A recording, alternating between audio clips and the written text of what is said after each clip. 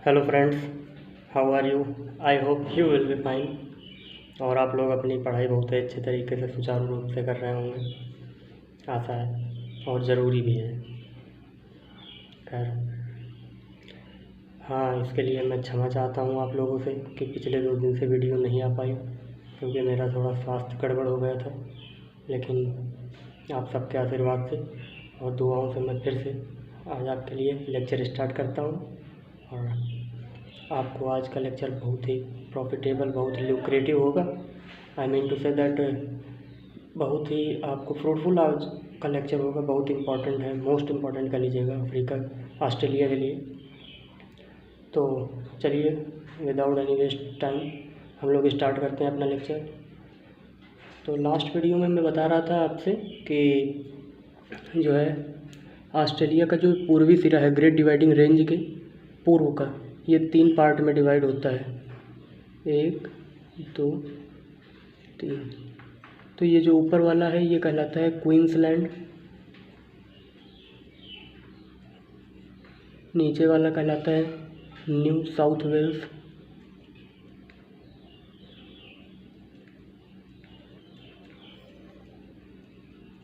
और ये आपका दक्षिण वाला कहलाता है विक्टोरिया। क्लियर? यहीं पे आपके साथ ये जो न्यू साउथ वेल्स का जो क्षेत्र है, ये यहाँ तक न्यू साउथ वेल्स के क्षेत्र के साथ साथ ही यहाँ पे ग्रेट बैरियर रीफ का निर्माण हुआ था। ग्रेट बैरियर रीफ ये मैं पिछले वीडियो में बता चुका हूँ। तो ग्रेट बैरियर रीफ के बारे में मैं थोड़ा सा दोबारा चर्चा करना चाहूँगा। हालांकि मैंने कई सारे तथ्य बताए भी थे, ताकि आप जान लीजिए फिर से। तो ग्रेट बैरियर रीफ क्या होता है? ये प्रवाल भित्ति जो मूंगा चट्टानें होती हैं उनसे बनता है। मूंगा चट्टानें क्या होती हैं? तो आइए समझते हैं। जो अस्थि पंजर होते हैं, यानी जो वेस्टेज होता है, हड्डियाँ जो होती हैं छोटे छोटे जीव जंतुओं की, वो समुद्र की तलहटी में जमा होने लगती हैं। और उनका जो ये शरीर होता है, ये होता है कैल्शियम कार्बोनेट का बना हुआ होता है। किस चीज़ का? प्रवाल भित्ति या मूंगा चट्टानें। मैं इसकी बात कर रहा हूँ, मूंगा चट्टानों की, कि ये क्या बनती हैं। इसी को प्रवाल भित्ति भी कहते हैं। यही बैरियर रीफ कहलाती है ऑस्ट्रेलिया में। तो जानिए क्या होता है।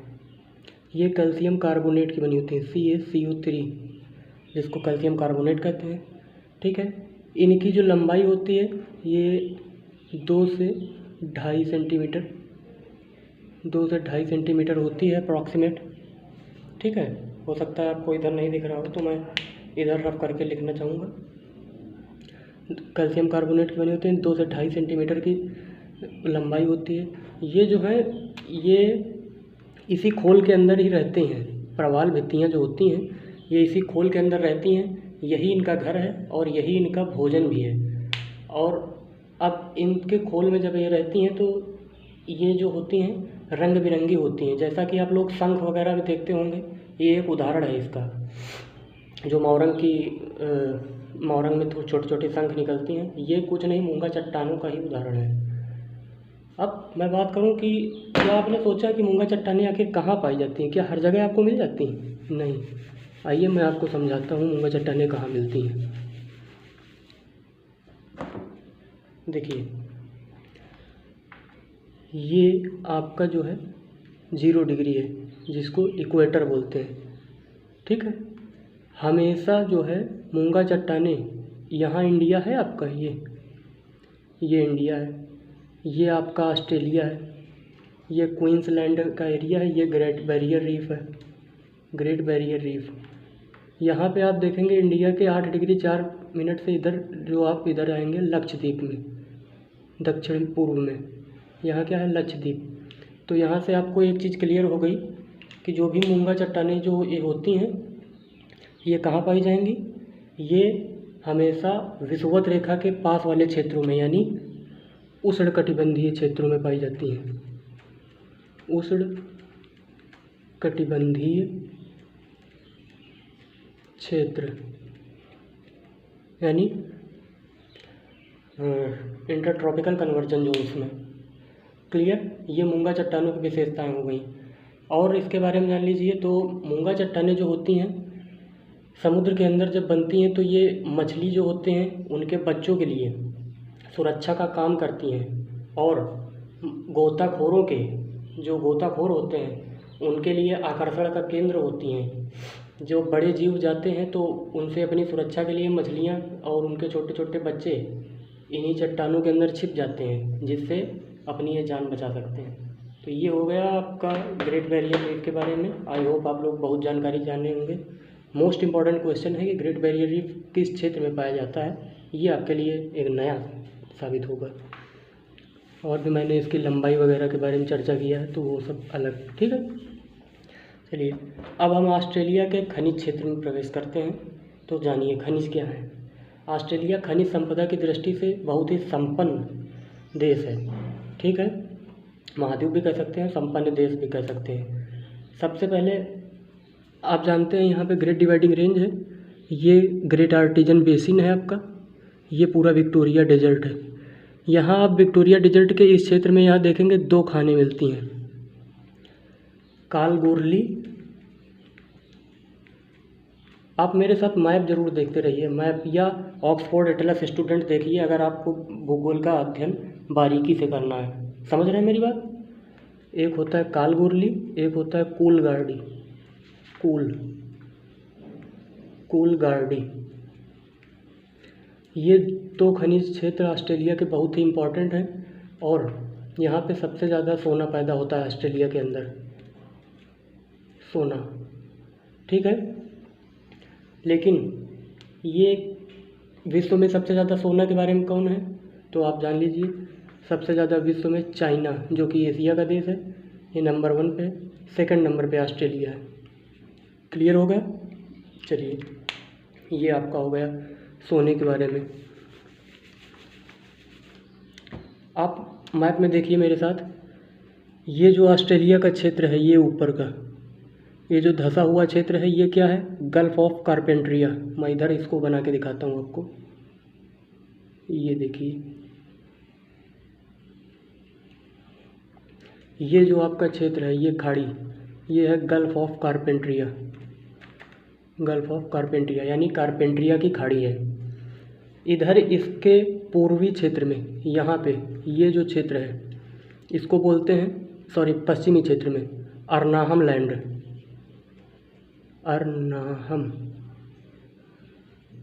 अर्नाहम लैंड, हिंदी में भी अर्नाहम लैंड ही है, इसमें कोई दिक्कत नहीं।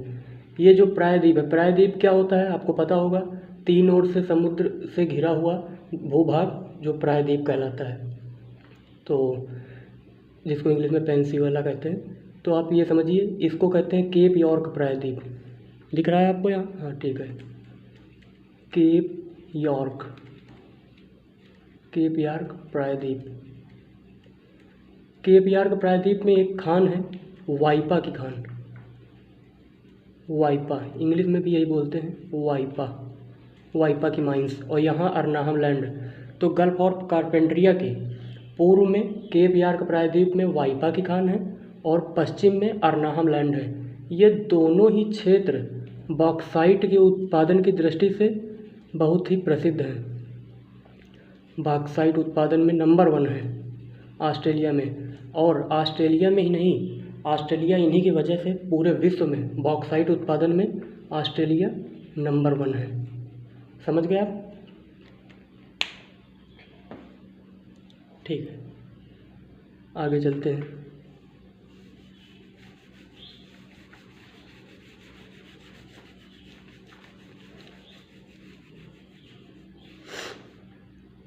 चलिए ये हो गया। अब आप यहाँ देख रहे हैं ग्रेट आर्टिजन बेसिन जो है, इधर ग्रेट डिवाइडिंग रेंज है, इधर आपका जो है विक्टोरिया डेजर्ट है पूरा। और ग्रेट आर्टिजन बेसिन जो है, ग्रेट आर्टिजन बेसिन, ये इसका उत्तर क्षेत्र है, ये इसका दक्षिण क्षेत्र है। तो ये जो नॉर्दर्न क्षेत्र है, यहाँ पे पाई जाती है माउंट ईशा की खान। माउंट ईशा एक पहाड़ी है ग्रेट आर्टिजन बेसिन के उत्तरी क्षेत्र में। यहाँ पर जो है माउंट ईशा की खान भी है, इसी पहाड़ी पर एक छोटा सा क्षेत्र है जहाँ मजदूर वगैरह निवास करते हैं ज़्यादा। और यहाँ पे माउंट ईशा की खान से हमें 4 खनिज प्राप्त होते हैं, सीसा, जस्ता, तांबा प्लस चांदी। आपको जानना पता भी होगा कि सीसा और जस्ता को ही हम जुड़वा खनिज कहते हैं। समझ रहे हैं आप क्या बोलते हैं? जुड़वा खनिज। और क्या आप बताएंगे सीसा और जस्ता उत्पादन यानी जुड़वा खनिज उत्पादन में विश्व में कौन सा देश प्रथम स्थान पर है? आप नहीं बताएंगे तो अगले वीडियो में बताऊंगा, लेकिन आपकी ये जिम्मेदारी बनती है आप कमेंट करके इसका उत्तर दें। ठीक है, ये हो गया। इसके दक्षिण में पाई जाती है माउंट ब्रोकन हिल। माउंट ब्रोकन हिल, यहाँ पे भी पाया जाता है सीसा और जस्ता। आपका सीसा जस्ता। तो ये ऑस्ट्रेलिया के आपके मैंने खनिज क्षेत्र क्लियर कर दिए हैं। इम्पॉर्टेंट हो सकता है अगर एक दो आपको और भी पढ़ना हो तो आप पढ़ लीजिए। बाकी मैंने आपका जैसा कि मैं बताता हूँ कि आपका स्तर मैं अच्छे से अच्छा ही लेकर चलूँगा, विश्वास रखिए। ठीक है, चलिए ये हो गया ऑस्ट्रेलिया के खनिज। आप समझिए मेरे साथ, ऑस्ट्रेलिया के आपको मैंने बताया सभी महत्वपूर्ण शहर जो हैं वो पूर्वी तट पर बसे हैं, लेकिन एक सबसे महत्वपूर्ण शहर ऑस्ट्रेलिया का पर्थ, ये आप देख रहे हैं, ये यहाँ पे हो सकता है आपको वीडियो में न दिख पा रहा हो तो पिक्चर में आप थोड़ा सा एडजस्ट करिए मेरे साथ, और 1 मिनट में थोड़ा सा कैमरा सही करने का प्रयास करूँगा। Just a minute. ओके, चलिए देखिए ये है पर्थ। पर्थ बहुत ही इम्पोर्टेंट शहर है, आप लोग जानते भी होंगे। क्रिकेट वगैरह जब होता है तो यहाँ पे आप लोग देखते भी हैं टीवी वगैरह में, ऑस्ट्रेलिया और इंडिया के बीच में क्रिकेट। तो यहाँ से पर्थ से लेकर यहाँ सिडनी तक एक रेलवे है, पर्थ टू सिडनी। पर्थ से लेकर सिडनी तक का जो ये रेलवे एक बिछाया गया है जिसको कहते हैं transcontinental railway. Transcontinental railway या सदर्न ऑस्ट्रेलियन रेलवे, ये इसके नाम है, सदर्न ऑस्ट्रेलियन रेलवे। ठीक है, आपने कभी सोचा है कि ये क्यों किया गया है भाई? क्योंकि आप याद कर लें ये ठीक नहीं, आप समझिए। देखिए ऑस्ट्रेलिया की ज़्यादातर जनता इधर निवास करती है, इधर सिर्फ खान है ना। तो खनिज तो यहाँ पैदा होता है, लेकिन खनिज को मार्केट में जाएगा तभी तो इसकी बिक्री होगी, तभी देश की आय बढ़ेगी वगैरह वगैरह चीज़ें, क्योंकि संसाधन को विकास करने के लिए जनता में जाना पड़ेगा। यहाँ पब्लिक सेक्टर्स होंगे वहाँ जाएंगे। तो ये खनिज यहाँ से जो पैदा होता है, कोयला, सोना, चांदी, तांबा वगैरह, ये सब इस रास्ते से होते हुए सिडनी तक पहुँचता है और इधर अपना विकास होता है और यहाँ शहरों तक पहुँचाया जाता है। दैट्स वाई इस रेलवे का गठन किया गया। समझ गए आप? ठीक है, ये हो गया इसके बारे में। ऑस्ट्रेलिया की अब कुछ रिमेनिंग चीज़ और मैं बताऊंगा। ऑस्ट्रेलिया में जैसे हम लोगों के यहाँ पार्टी चलती है चुनाव की, तो ऑस्ट्रेलिया में भी 2 पार्टियाँ चलती हैं ऑस्ट्रेलियन पार्टीज़ इलेक्शन वाली। कौन कौन सी? एक चलती है Liberal Party, Liberal Party, I hope ink समाप्त होने वाली है। लिबरल पार्टी और लेबर पार्टी, अब मैं इंक डालने में पढ़ूंगा तो टाइम लग जाएगा। लेबर पार्टी, ये 2 इसकी पार्टियां हैं, लिबरल पार्टी, लेबर पार्टी। जैसे अपने यहाँ CBI चलती है, वहाँ पे एक चलती है संस्था Australian Security Intelligence Organisation, Australian Security Intelligence and Organisation, Security and Intelligence Organisation. जैसे अपने यहाँ रॉ और CBI चलती है, वहाँ Australian Security and Intelligence Organisation चलती है। क्लियर? और भी आपको अगर बताऊँ इसके बारे में थोड़ा सा और जान लीजिए। ऑस्ट्रेलिया मेरिनो ऊन उत्पादन करने में विश्व में नंबर 1 देश है। नंबर 1 ये है। नंबर 2 पे कौन है? ऑस्ट्रेलिया है नंबर 1। दूसरे नंबर पे आपका साउथ अफ्रीका, मैं पिछली वीडियो में बता चुका हूँ अफ्रीका में। ऑस्ट्रेलिया नंबर 1 पे है, सबसे ज़्यादा उत्पादन करता है ऑस्ट्रेलिया, सबसे ज़्यादा निर्यात करता है। हाँ, ये तो हो गया ऑस्ट्रेलिया का नंबर 1 ऊन में। और इसके जो खेती करते हैं ऑस्ट्रेलिया में, उनको हम लोग बोलते हैं जोकारू। आपको हर एक तथ्य में बताने का प्रयास ज़रूर करूँगा। इनको बोलते हैं जोकारू। तो आप समझ गए, ऑस्ट्रेलिया की party Liberal Party, Labour Party, Australia की एजेंसी, खुफिया एजेंसी जो है गुप्तचर agency, Australian Security and Intelligence Organisation. Merino ऊन उत्पादन करने में ऑस्ट्रेलिया नंबर 1 है, और इनको उत्पादन करने वालों को जोकारू कहते हैं। समझ ठीक। ऑस्ट्रेलिया के एक दो मैं जानवरों के बारे में बताना चाहूँगा, जैसे कि एक होता है प्लेटिपस। प्लेटिपस ये एक विचित्र टाइप का जानवर है। ये पानी में भी तैरता है, 4 पैर वाला जानवर है। ये तेज़ी से दौड़ता भी है, रोड पे दौड़ता है, पानी में तैरता है।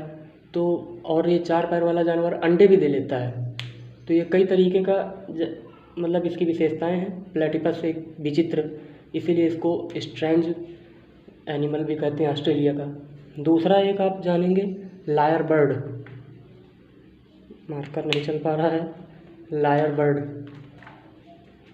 लायर बर्ड नाम से ही लायर है। ये अपने मुंह से गाड़ियों के जो अपने के बाइक्स वगैरह होते हैं इनकी हॉर्न निकाल लेता है, और जो है बच्चों के रोने की तरह, कुत्ते के भौंकने की तरह कई सारी आवाज़ें निकाल लेता है। तो ये लायर बर्ड और प्लेटिपस ऑस्ट्रेलिया के ही जीव हैं। कंगारू तो आपको पता ही है, मैं बता चुका हूँ पहले भी। ये ऑस्ट्रेलिया मैंने कंप्लीट कर दिया अपने हिसाब से, जो भी मुझे लगा कि आपको बताना चाहिए। एक दो बातें और जान लीजिए, जैसे क्रोमियम है, खनिज के बारे में थोड़ा बता देता हूँ। क्रोमियम, क्रोमियम उत्पादन में ऑस्ट्रेलिया 3rd नंबर पे है। और आप जाने कि बॉक्साइट में मैं बता ही चुका हूँ। बॉक्साइट में नंबर 1 है।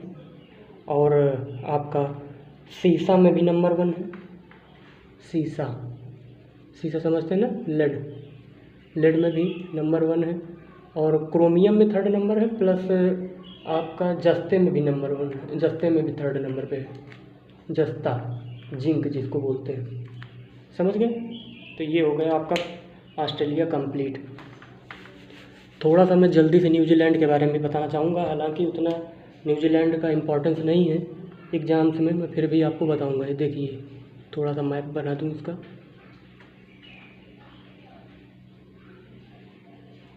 कुछ ऐसा ये मैंने अगर रफली डायग्राम बनाया है। ये है नॉर्दर्न आइसलैंड, ये है सदर्न आइसलैंड न्यूजीलैंड का। न्यूजीलैंड को दक्षिण का ब्रिटेन कहते हैं। क्यों कहते हैं आप तो पढ़ लेते हैं, जैसे लूसेंट जैसी किताबों में दक्षिण का ब्रिटेन कहते हैं। आप मेरे साथ समझिए क्यों कहते हैं। ये जो है आपका दक्षिणी भाग इसका, यहीं पे है क्राइस्ट चर्च, अच्छे अच्छे शहर हैं यहाँ पे, और एयरपोर्ट भी है। यहाँ पे एक पर्वत पाया जाता है जिसका नाम है माउंट कुक। ये जैसे ऑस्ट्रेलिया में यूरोप में जैसे आल्प्स पर्वत होता है, उसी तरह यहाँ पे माउंट कुक है। इसकी मतलब ये पर्वत है, इसकी सबसे ऊंची चोटी है माउंट कुक। ये इसको बोलते हैं आल्प्स जो है आपका दक्षिणी आल्प्स, सदर्न आल्प्स बोलते हैं। तो इसकी सबसे ऊंची चोटी है माउंट कुक, जिसकी ऊंचाई है 3764 मीटर अप्रॉक्सीमेट, कुछ ऐसे भी है, 3764 या 3765 है कुछ, ठीक है। तो ये सबसे ऊंची चोटी है माउंट कुक। और इसलिए यहाँ की जलवायु जो है यूरोप में, यहाँ पे आप देखेंगे इटली के ऊपर पूरा आल्प्स से पाया जाता है। तो मैं आपको यूरोप पढ़ाऊँगा तो बहुत अच्छे से आल्प्स के बारे में बताऊँगा। तो यहाँ पे इस वजह से पहाड़ी जो है, तो इसकी जलवायु ऐसी है, यहाँ पे क्लाइमेट कुछ ऐसा है ना, कुछ ऐसी चीज़ें पाई जाती हैं जिसकी वजह से इसको बोला जाता है। तो मेन कारण यही है कि ये जो सदर्न आल्प्स है, इस वजह से इसको दक्षिण का ब्रिटेन कहते हैं न्यूजीलैंड को। ये 2 द्वीप हैं, नॉर्दर्न और सदर्न। ये क्यों अलग है? यहाँ पे है कुक स्ट्रेट, कुक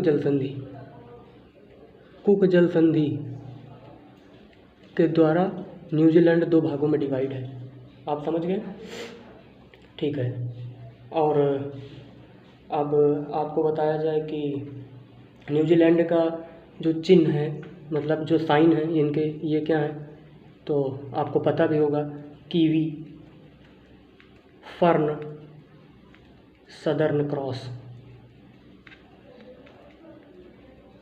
ठीक है, न्यूजीलैंड के जो आपके ये तो हो गए चिन्ह। दो पक्षी भी पाए जाते हैं बहुत बढ़िया। कौन कौन से? एक तो आपका पाया जाता है कोकाबूरा या कोकाबर्रा भी कहीं कहीं लिखा रहता है, और एक पाया जाता है आपका, दिख रहा है आपको? हाँ ठीक है, एक कोकाबूरा पाया जाता है, एक पाया जाता है एमू। कोकाबूरा को हम लोग लाफिंग जैकॉस भी कहते हैं। क्या कहते हैं? मैं यहाँ लिखता हूँ, लाफिंग जैकॉस। क्लियर हो गया? ओके, तो ये हो गया आपका। अब न्यूजीलैंड के बारे में भी आपका ये हो गया, लगभग कंप्लीट हो चुका है। तो हाँ, जो आपको बता दूं कि ये जो माउंट कुक है, वहाँ के जो निवासी होते हैं माओरी, न्यूजीलैंड के जो निवासी हैं, माउंट कुक को जो निवासी हैं वहाँ के माओरी जो हैं, इस पर्वत शिखर को क्या कहते हैं? वो माउंट कुक नहीं बोलते हैं, ये इसको बोलते हैं ओरंगो। किसको बोलते हैं? ये निवासी हैं न्यूजीलैंड के, ओरंगो बोलते हैं माउंट कुक को। तो ये आपका कंप्लीट हो गया। ठीक है, अब जो है इधर आपका पाया जाता है प्लेंटी की खाड़ी। अरे खैर, आप मैप में देख लेंगे, इतना समझ लेंगे। Plenty, gulf of plenty.